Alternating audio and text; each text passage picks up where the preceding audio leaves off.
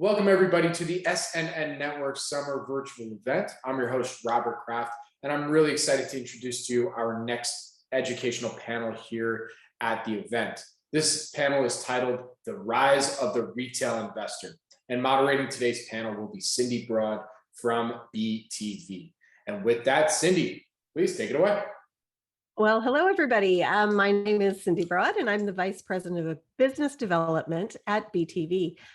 For those of you who don't know, BTV is a TV production and full-service digital marketing agency, and we also produce the BTV Business Television Show, which is a half-hour show that airs on national TV in both Canada and the US, and it features deep dives into public company stories and helps investors discover companies to invest in. Today, I am so pleased to welcome a very esteemed group of colleagues to the panel. I think it's nice to go around, and Richard, if you wouldn't mind kicking us off and just introduce yourself and tell us a little bit about the exchange, and then we'll move on to the next panelist. Thanks, Richard. Thank you very much, Cindy. It's a pleasure to be here. I'm Richard Carleton, as you mentioned, the Chief Executive Officer of the Canadian Securities Exchange. The CSE has been in operation now for coming on 20 years, amazingly enough. And we specifically focus our listings activities on early stage companies from across all sectors. And of course, a few years back, we gained particular prominence for our early support for the cannabis industry in North America, not just Canada, but the United States as well, and increasingly around the world. And as a result, we've seen our exchange grow to include almost 700 issues as of today. And we are very thrilled to work with a whole new class of entrepreneurs and obviously work with the retail investors that are interested in their company stories. Excellent. Thanks, Richard. And next up, we have Brent Todd. Brent, tell us a little bit about your business and Canaccord. Yeah, hi, Cindy. I'm a retail broker, so part of this conference is around the rise of the retail investor. So all my clients represent retail. We're 100% dedicated to small cap investing. So unlike a lot of wealth management groups that do balanced investing, our clients mandate us to get superior returns. And so, you know, we use small caps as a ways and means of doing that. So we're very attuned to risk and reward. And also we're huge proponents of the various exchanges here in Canada that provide a platform for small cap investing. Excellent. Thanks so much, Brent. And again, thanks for joining us today. And next up, we have Gary Gill. Gary, tell us a little bit about yourself and where you're coming to us from. Hello, everybody. I'm Gary Gill, Senior Digital Marketing Manager here at BTV. And yeah, just run everything in the digital space and day-to-day operations with getting retail investors. So that's my expertise. Excellent. Thank you so much, guys. And again, welcome to everybody, and let's get into it. So it's not a mirage. There have been a huge influx of new investors into the stock market during the COVID-19 pandemic. Obviously, recent events that we're all now very familiar with, like GameStop and AMC, have drawn attention to the growing role of retail investors in equity markets. Retail investors are a very important driver of the wider market. So let's unpack this topic a little further. Let's start with tech innovations and the rise of retail investor trends. Richard, what are you seeing from the exchange perspective on this topic? Well, of course, as a small cap exchange, historically, our clientele, the investor population, is predominantly retail. As with Brent's community, we very much serve the same kind of investor interest. The entrepreneurs that access public capital through the CSE are looking to ultimately work their way towards increased institutional participation, but they rely almost exclusively on retail investors in the early stage of their development. So one of the things, of course, that we saw with the pandemic or through the pandemic was an incredible number of new accounts being opened with a variety of brokers across Canada. I think it's fair to say, and the United States as well, of course, it's fair to say, I think, that every one of the traditional bank discount brokerages experienced record influx of new clients.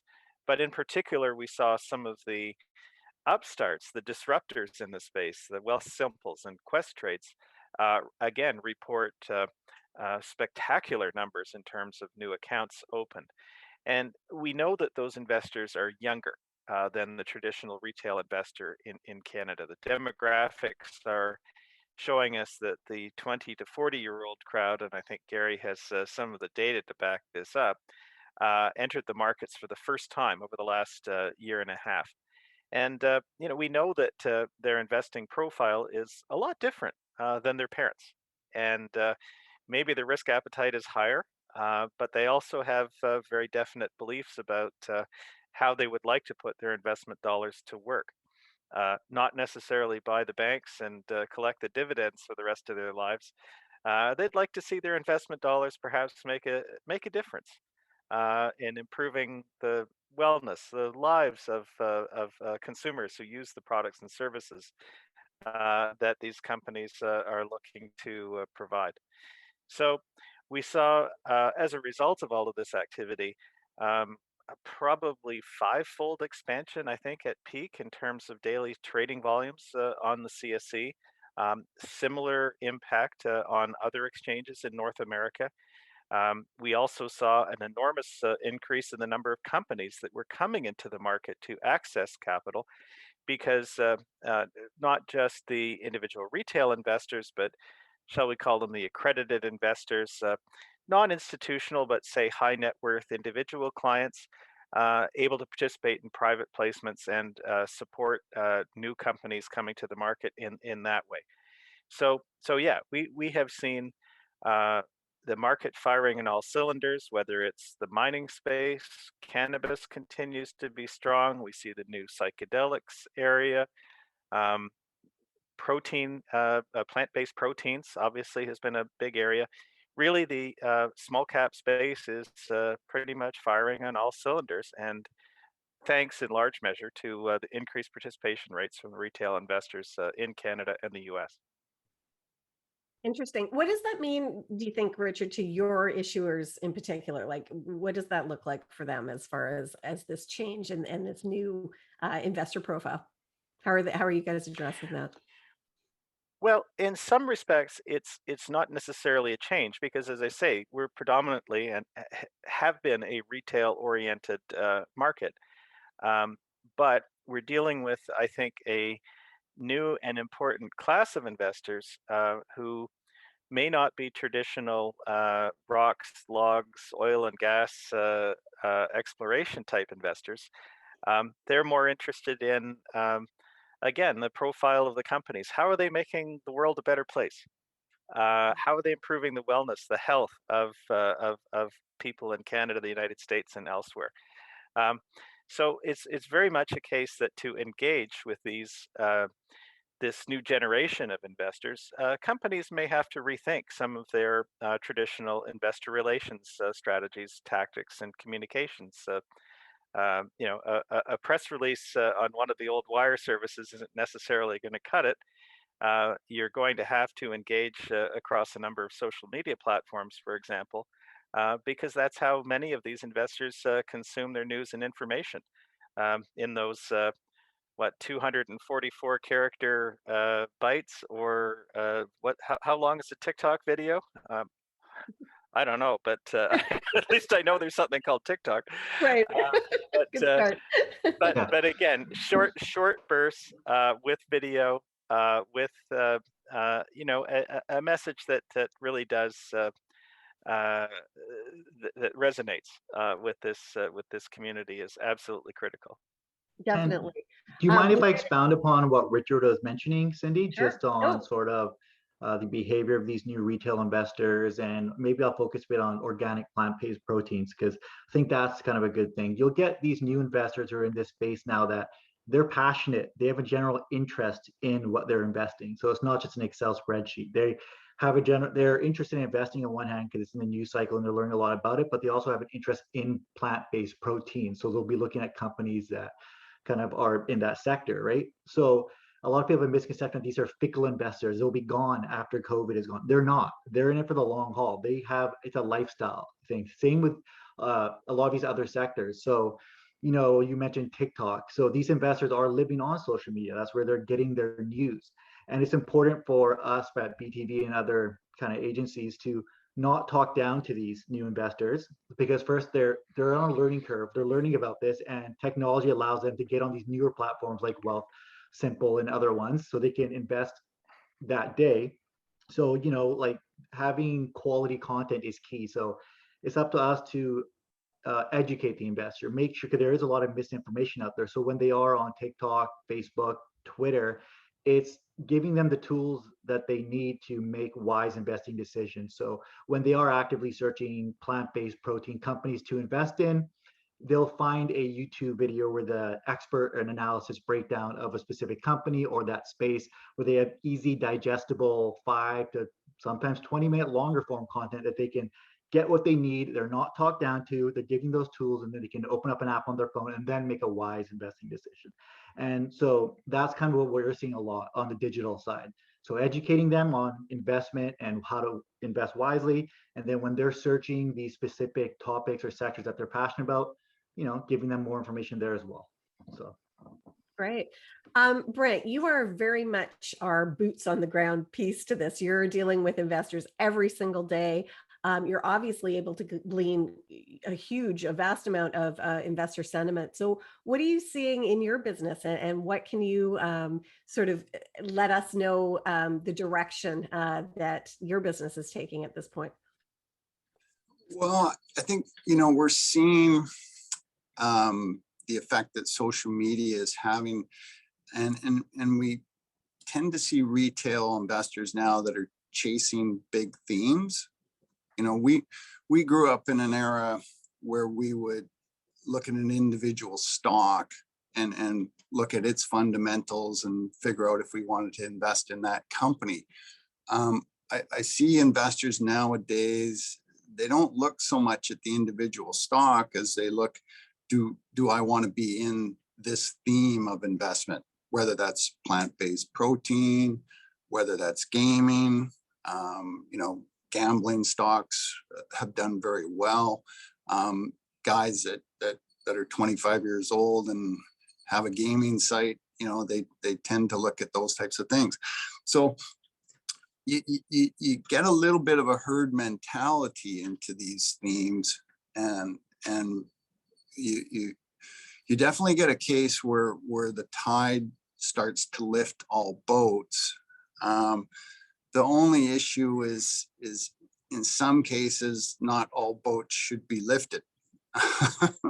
And by that, I mean, just because you're a plant-based protein company doesn't mean you're doing well. But yet the stock sometimes does well. I mean, we saw that in the initial run into cannabis. All cannabis stocks did well. And now here we are 5-6 years later, and there's really still a lot that are doing well, but the vast majority did not live up to expectations. So I caution the investors. I don't want to talk down to retail, but at the same time,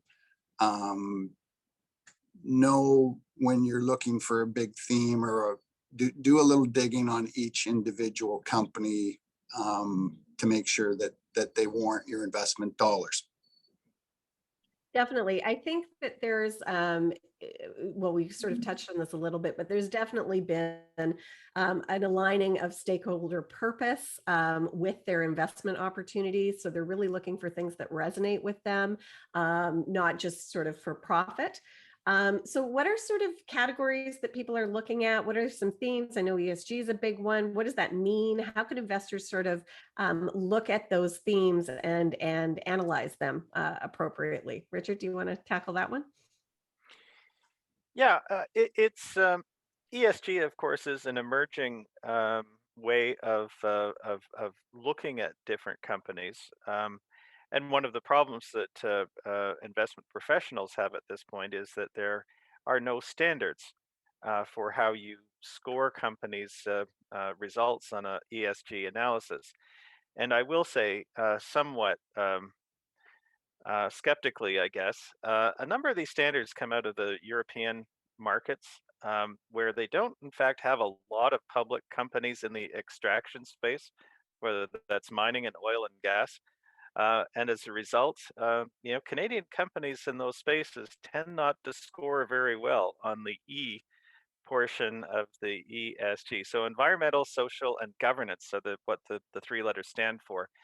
And the idea here is to provide scoring of companies both relative to their peers in a sector, as well as overall on how they do on their commitment to reducing environmental impact, the social effectiveness of what they're doing, and of course, governance practices which reflect the societies in which they come from, whether it's from a diversity perspective or consideration of broader stakeholder groups than simply the shareholders and the naked pursuit of profit, I guess. I'm actually pretty much in favor of the pursuit of profit myself, as a business person who's helped build an exchange. I don't think that's such a bad thing. I guess one of the other things that I'll point out when people are thinking about ESG, we have obviously a big move to electrify the economy. That's a theme, okay? Investing in the electrification of the economy. And that's not as simple as simply buying Tesla because they're the current market leader in the manufacture and sale of electric vehicles. But we know that as the economy electrifies, there will be increased demand for copper, nickel, the other metals involved in the creation of next generation batteries, whether it's cobalt, lithium, graphite, the rare earth minerals, which people talk about so much. And the reality is that extracting all of those things can be, even with the best intention, the best use of the most modern techniques and so on, let's be honest, can be pretty environmentally damaging. So, but I mean, obviously there are operators who are considerably better, more sophisticated, more astute than others operating in those spaces, who should have a lower cost of capital because of that expertise that they bring to the table. But as I say, people just simply blindly applying a ESG scorecard may find themselves looking at the copper mining industry in a whole new light, where it might be, in some respects characterized as a green metal or a battery metal or whatever you call it. But as I say, it's a very challenging exercise for these companies to minimize the environmental damage of their operation. Yeah, definitely. Brent, can you speak to that a little bit? What sort of emerging trends are you seeing, and how are you advising your clients? What are you looking at? I know small cap is actually a really powerful opportunity for ESG because you can get directly involved with management and sort of have that back and forth. So what are you looking at these days?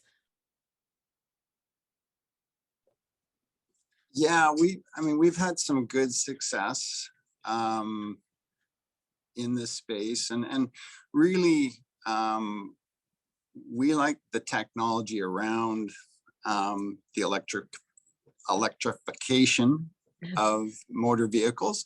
So the battery is playing a huge part in the whole renewable space. So there's a lot of money going into battery analysis. If you can make the batteries last longer, store more, obviously you can reduce greenhouse gas emissions.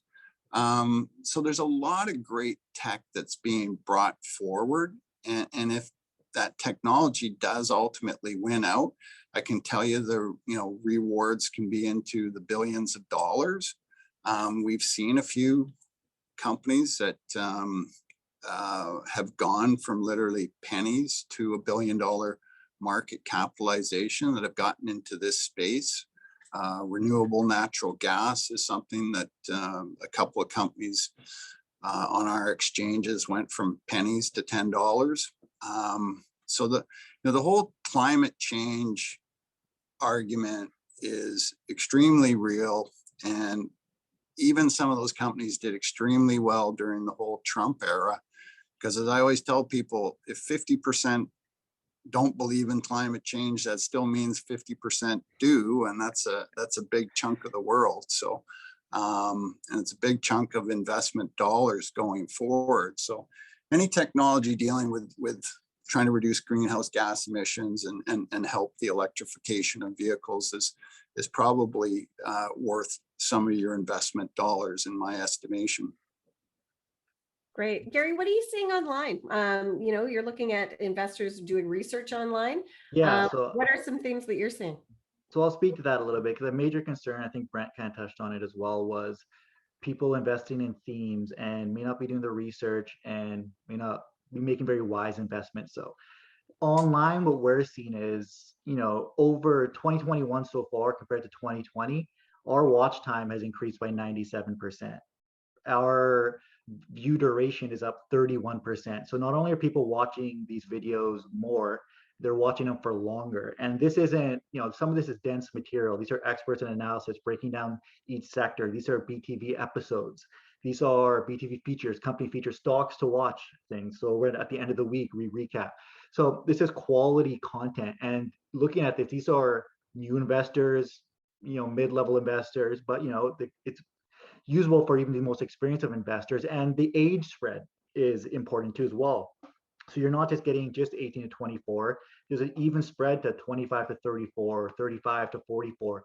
We're even seeing 65 plus in the relevant sectors. So people are sitting there, they're watching the videos for longer, they're consuming more of this content. And it's not your, like I said, clickbait content. It's not the stuff of like, Bitcoin's blowing up, come look now, and everyone's getting excited, impulse mind. It's no, they're sitting there learning. We're not talking down to them, which is important, which I kind of emphasized on earlier, teaching them, here's why it's important, here's what you need to know, here's your tools, now make a wise decision. They're consuming quality content. So people are taking initiative, they are educating themselves. Of course, you can get impulse investors, you can't change that, but people want to, make money and learn more about investing, and they're doing the research. Like looking at the metrics, a large portion is people searching this stuff themselves, coming across our content, and then sitting down and consuming it. And then, or coming across it naturally on social media, other platforms. So the numbers don't lie. People are trying to educate themselves, and they're doing it correctly. And I think, and it's the way it's trending, right now, it's not slowing down as well. So, it's only 7 months into the year, and we've already well exceeded 2020 so far. So very optimistic. Interesting.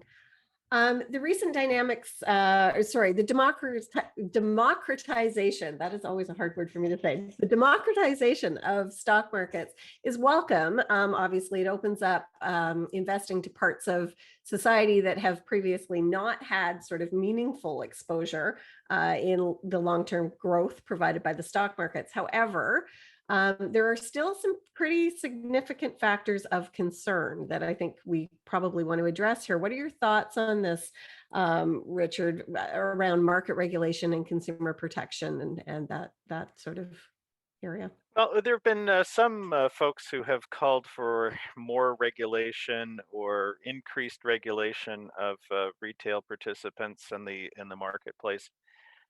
In particular, ones who, of course, are self-directed, using advisor-free platforms, so they don't get the benefit of the advice and the skills that Brent and his team bring to the table, for example. Yeah. My take on it is a little different than that. I think we have lots of rules and lots of people performing gatekeeper roles at this point. Human nature is such that we will behave in very similar fashion when presented with opportunities as well as risks, and no amount of regulation is going to change that. I think the important thing here is I think there are a couple of points that I'd like to make. The first one is, again, retail has been a principal feature of the participation in early stage capital markets in Canada for a long, long time. It's not a recent development.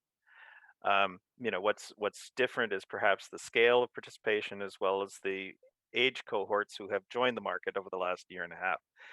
But really, what we're looking at, the opportunity that we're hoping to address the Canadian Securities Exchange and others of us who are working in public capital markets, is how do we present the investment opportunities which have been enjoyed by folks who have the wherewithal to invest in private equity and venture capital. Those are the less than the 1%ers, the 0.1% of the 1%. And we've seen a vast amount of wealth creation in Canada, the United States, over the last 40 years. As a result of the success of the VC and private equity folks in supporting the startup of the technology giants that dominate the indices in the United States now. Those opportunities, those investment opportunities, were not available to the investing public until the majority of the money had been made by the insiders and their VC and private equity backers. Whereas you go back to the days of the launch of Microsoft and Cisco and the first generation of big tech, anybody with a few bucks could purchase those shares on NASDAQ. Intel went public in I think 1975 or thereabouts, and missed its first quarter and lost half of its market capitalization. I think it was at 11 million after its first quarter. And again, anybody could have invested in Intel at that stage of its existence. That hasn't been the case over the last 20, 25 years or so. And we think that's unfortunate. We think that there is a strong role for public equity to play in the development of these companies. And as I say, one of the key things is that we can provide those wealth building opportunities to individual investors that they haven't had for a while. And that's something that we're quite passionate about, making sure that we can democratize the opportunities in that respect, and not have the 1% of the 1% getting all the juicy opportunities on these next generation companies. For sure. Brent, do you have anything to add to that? How are you exposing your clients and your investors? Well, I mean, I'd like to echo a lot of what Richard said, and I'm a huge proponent of the CSE and the opportunities it's brought to small investors, to Canadian small investors that have participated in a lot of these companies, whether it was an early stage cannabis company or a plant-based deal. Smaller retail investors are getting these opportunities that, as he rightly points out, previously went to venture capitalists. So that's great, 100%. That retail investors are now having a smorgasbord of opportunities presented to them. So that's super. The downside with some of that is, and I don't know how the market's going to regulate these types of things, but you can get a little bit of a herd mentality and a little bit of a casino atmosphere around some of these things, and that's an issue. We saw it a little bit in cannabis towards the tail end of the boom, and we've seen it in a few other names here in the last year. The plant-based stuff that did phenomenally out of the chute, and now reality set in on a few of these names. So those are a little bit of the issues that I worry about, see, and I say this, Cindy, coming from a point of view where my career, I spent probably the first 20 years of my career protecting retail investors from themselves. And a big part of my success is that I prevented a lot of them from themselves. You know, my experience is that left to their own devices, a lot of retail clients will put too much money into a risky project and not enough money into a good company, if you will. So those are just a couple of the observations, and it's really a great time for small cap in Canada, but at the same time, we need to make sure that certain things don't end up being a bit casino-like. For sure. Yeah. I mean, do your due diligence, right? I mean, get the right investment advice, do your research online, get to know the management teams. I mean, it's a very important piece of investing. Investing small amounts more often means you just have that much more research that you need to do on many more companies. So you've really got to be on top of those kinds of investments. Look before you leap a little bit, rather than leaping and then looking afterwards. Right. Yeah, for sure. For sure. So yeah, I mean, it's something that it does put a lot of the onus on the retail investor, and it is a huge amount of work. It's a full-time job, right? So something that they, yeah, exactly. Right. So something that they definitely, even if it's small amounts of money, it's your hard-earned cash. So it's really important to use the resources that are available to make the best decisions for that, for sure. Okay, well, great, you guys. The question now, I guess, is whether the rise in retail investing is a temporary phenomenon brought about by specific circumstances in the last year, or do you think it's a more permanent shift? Who wants to jump in on that? I can start. So I was speaking about that before. The trends I'm seeing, it is a permanent shift. I'm with Brent on this, where there's a casino effect a little bit, and it is important, and the content we put out is very educational. They know that there is a casino effect on some of these trading platforms and whatnot. And I think from our marketing side, we do a good way of understanding the algorithm. So when you are searching some of these trending news, the quality content will rise to the top. So there are a lot of great content producers who are educating the everyday retail investor to be like, okay, stay away from the gimmicks, stay away from these impulse investments, look before you leap. So make sure you know what you're doing before you put any money down. Small investments, slowly over time, requiring more research is a great way to go about it. And I think all the information is out there, and it is rising to the top. This is definitely a long-term thing. It's the technology is making it so just easy for anyone to get into the investment, and the information is out there. So I don't see it even slowing down at all. So I'm very, very excited about the future. Richard, thoughts on that?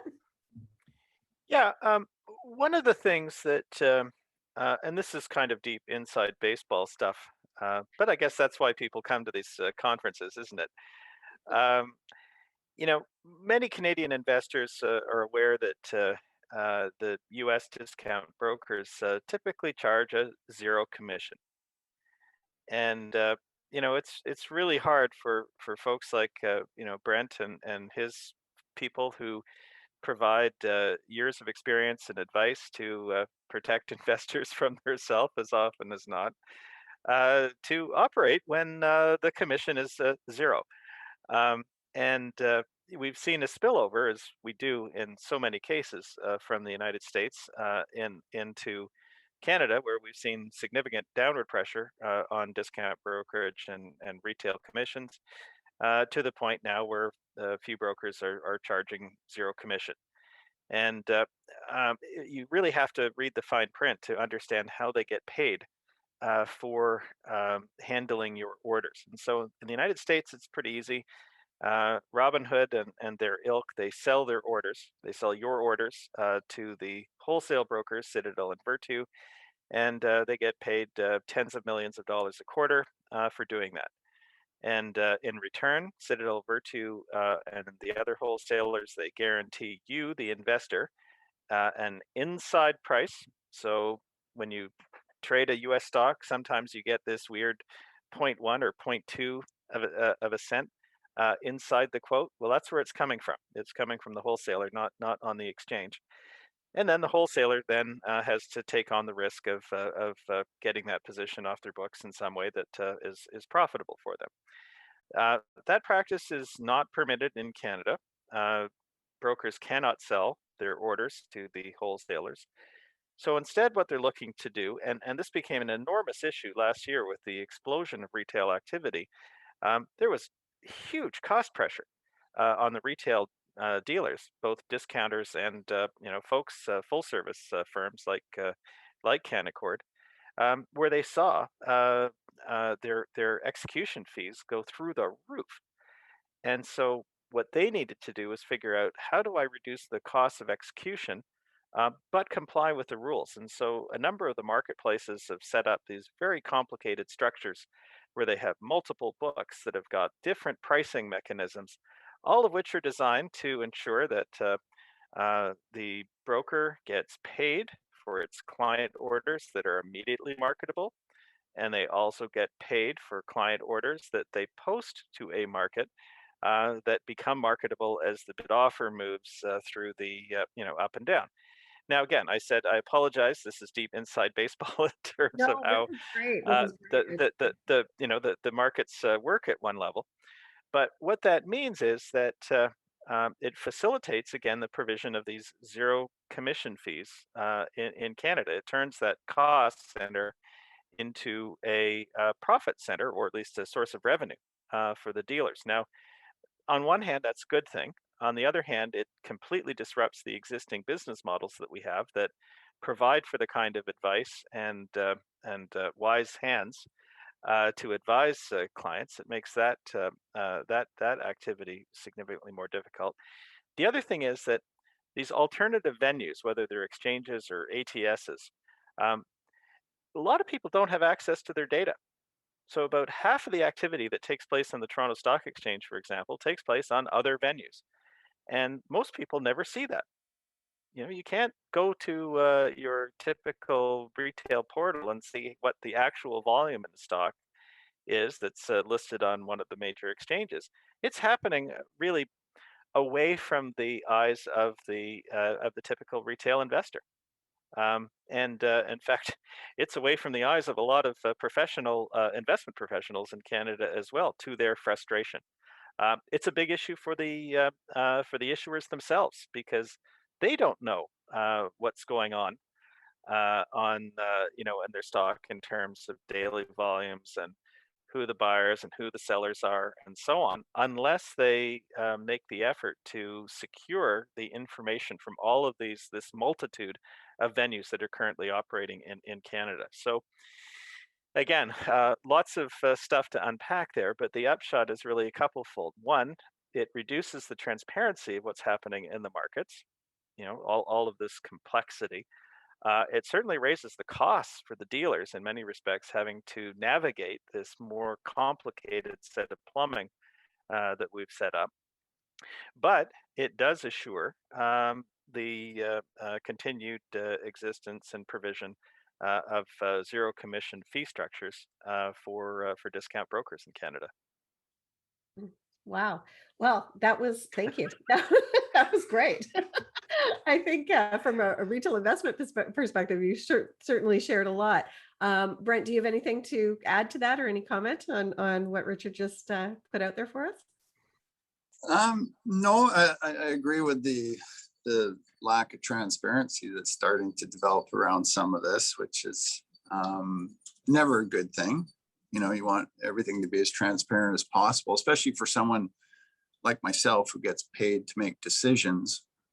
You want to know that what you're seeing is what you're seeing, kind of thing. So those are all issues. But on the whole, I still like that the retail investors are coming and playing in our Canadian markets, and money is getting raised here for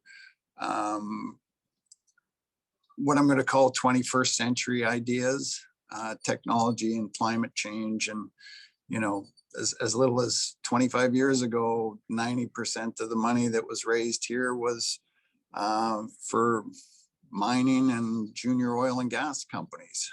Now, we're having a broad array of climate change, plant-based proteins, you name it, you know. So it's really great to see, and it's increasing the number of companies that have an idea or a startup that can now access capital, and those retail investors are getting in a lot of cases at really ground floor pricing. So, you know, I agree, this trend is here to stay. The liquidity is going to be there. But we have to make sure that there aren't abuses around this, and keep a little bit of the lid on the casino part. We don't want, you know, a bunch of people that end up getting burned in over exuberance, which can happen. You know, you're playing with real dollars here. So, but on the whole, it's a good thing. Earlier companies with startup ideas are getting financed, and some of these could be quite revolutionary, and therein lies the payoff for the individual investor. For sure. One point I'd like to add, Cindy, and I think I think the watershed moment from when we moved from the oil and gas and junior mining was really the cannabis sector. Canaccord was obviously enormously important in providing the advice and investment banking services to that sector, and we obviously worked closely with the team at Canaccord on the provision of exchange listing services for both Canadian, U.S., and international companies. And we had this. I can't tell you how often we had this conversation with the lawyers, the accountants, the investment bankers from the broader community, which was, this worked great for cannabis. Like, we got, yes, there was a over exuberance and over investment and all of this, but we brought what will be a very significant industry into existence. And the people that were around through that said, you know, we can use the Canadian public market system to provide growth capital to all sorts of other sectors. And we saw it, right? As we say, it was not just a straight line from cannabis to psychedelics, but lots of different technology plays. And again, the whole social responsibility theme, environmental themes, and so on. You know, again, I think this is really a direct result of the work that we did with the cannabis space. Yeah, I would concur with that 100%. I mean, it was starting to happen anyhow. But cannabis was certainly a watershed that allowed a lot of other things to get financed, for sure. And the great thing is that these companies, you know, it's small cap investors that are getting in at the ground floor, and I think that's really been great for the Canadian marketplace. And, you know, I hope this trend is here to stay, and we're going to see lots of great innovative companies list here. We're already seeing more and more US companies that are looking to take their technology up here, because they don't, for the very reason you talked about, Richard, they don't have to give away the farm to the venture capitalists. They can come to Canada, get a bite-sized chunk of capital, and move their businesses forward. So, and that's all great for Canadian small cap investors. For sure. Can you guys talk a little bit, just briefly, on sort of the IPO market? Richard, you've had like just so many listings this year on the CSE. It's been crazy. I mean, the markets are incredibly frothy, and have been. Can you talk a little bit about IPOs for retail investment community, and how they can get involved, what they look for, how they know about them, that kind of thing? Well, there's a number of ways companies go public in the small cap space.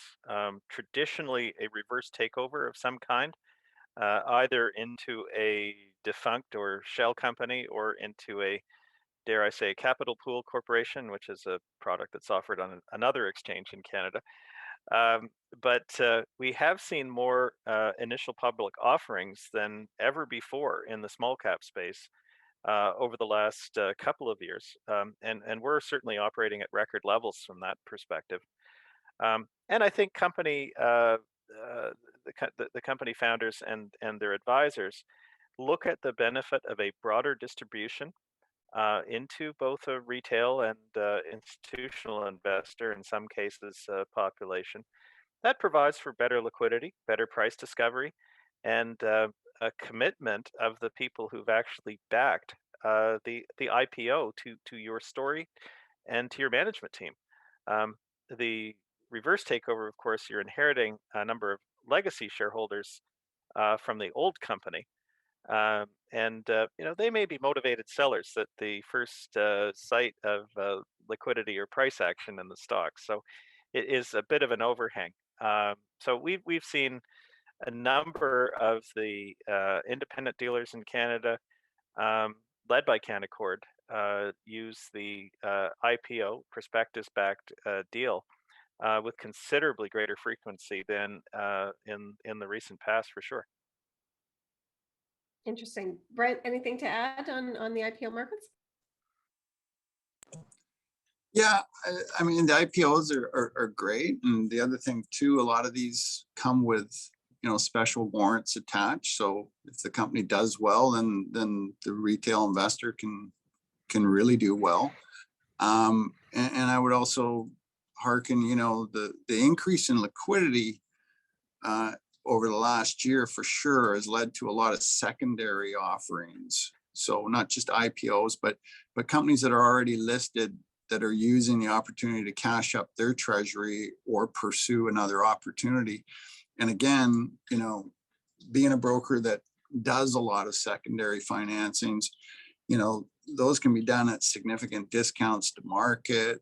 They come with warrants.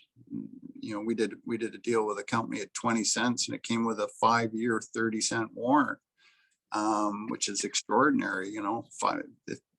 One good move in 5 years and you're in the chips.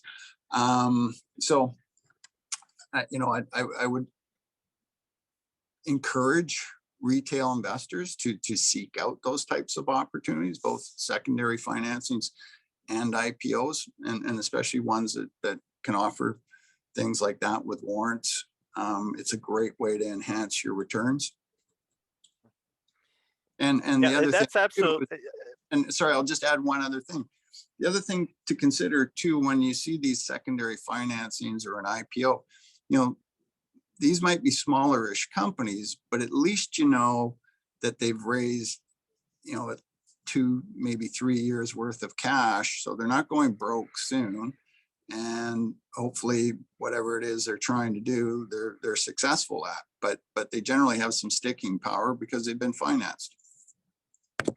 Yeah, and the point I was going to make, Brent, is that we are seeing these secondary offerings done by way of prospectus, which is fantastic and really hasn't been the case in the small cap markets. Previously, they would be, say, private placements, which would only be open to accredited investors.